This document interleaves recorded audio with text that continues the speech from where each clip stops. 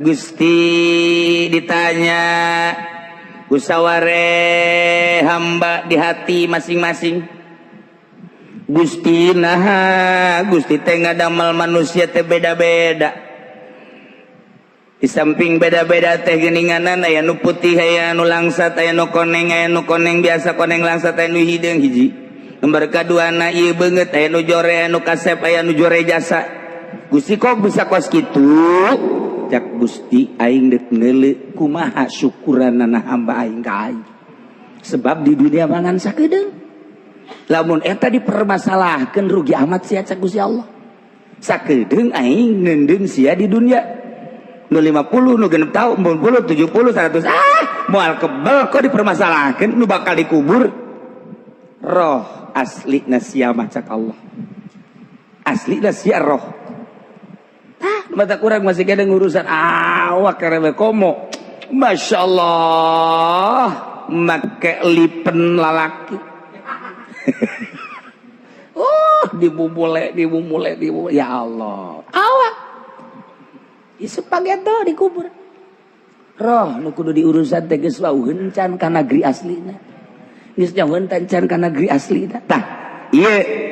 Wal muradu min ar-ruhil qudsi al-insanul haqiqi manusia anu aslina eta alladzi udiya fil lubil qalbi anu dititipkeun fil lubil qalbi dina lubil qalbi aya ieu hate di jerona ya lub di jero qalbu eta lah ruh anu kaditu da mah malah anu nya yasaluna kanir ruh kulir ruh bin amri rabbi teu nyaho urang geus teu meunang nyaho. Wa ma utitu minal ilmi illa qalila. Maneh matut. Hayang nyaho ilmu sia. Yo laut, haju aya. Naon kitu naon ngara cangkas atawa siloar.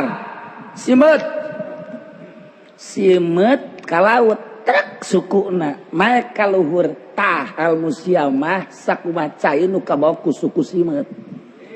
Sakitu minta kurang dek ngarasula ke Allah, masya Allah. Sakitu ilmu siapa dah kuman. Titip ulah hayang nyaho, ieu mah keur carita kieu hayang nyaho keaslian ruhil qudsi. Sebab eta adalah urang anu bangsa hakiki nu dititipkeun dina lubil qalbi. Urang hayang nyaho wa yazharu wujuduhu bitobat. Ente gerak tobat mah asli gerak. Bakal kabagi.